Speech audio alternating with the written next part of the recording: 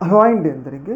రీసెంట్‌గా ఏపీలో కేంద్ర ప్రభుత్వం కొన్ని కీలకమైన ప్రాజెక్టులని ఏర్పాటు చేయాలని చెప్పేసి నిర్ణయం అయితే తీసుకోవడం జరిగింది. ఈ ప్రాజెక్టులు మన భారతదేశానికి సంబంధించిన రక్షణ విభాగానికి చెందిన బ్రహ్మోస్ మిసైల్‌కి సంబంధించిన ప్రాజెక్టులు అని చెప్పేసి మనకైతే తెలుస్తూ ఉందన్నమాట. ముఖ్యంగా ప్రకాశం జిల్లా ఏపీలోని దొనకొండ ఉంది కదా, ఏపీలో దొనకొండ ప్రకాశం జిల్లా ఉంది కదా, అక్కడ ప్రభుత్వ భూములు చాలా పెద్ద ఎత్తున ఉన్నాయి. గతంలో అక్కడ బ్రిటిష్ కాలంలో ఒక ఎయిర్పోర్ట్ కూడా ఉందన్నమాట. అయితే అక్కడ ఈ బ్రహ్మోస్ మిసైల్ ఫ్యాక్టరీని ఏర్పాటు చేయాలని చెప్పేసి ప్రభుత్వం అయితే నిర్ణయం తీసుకోవడం జరిగింది.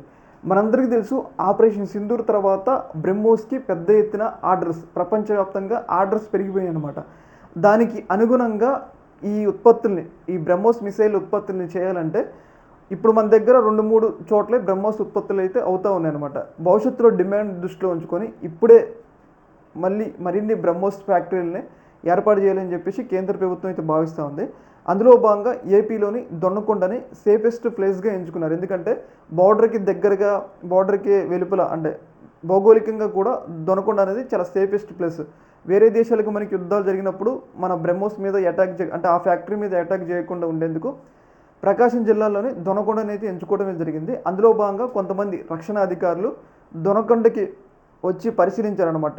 ప్రాజెక్టు పెట్టడానికి ఆ ప్లేస్ అనుగుణమైన కాదా అని చెప్పేసి వాళ్ళు పరిశీలించారనమాట.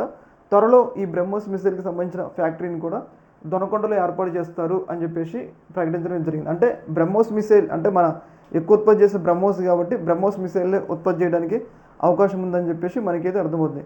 ఇది ఒక రకంగా ఏపీకి ఒక మంచి గుడ్ న్యూస్ అని మనం చెప్పుకోవచ్చు అనమాట. ఈ యొక్క అంశంలో మీ యొక్క అభిప్రాయాన్ని కింద కామెంట్లో తెలియజేయండి. Okay madam, thank you.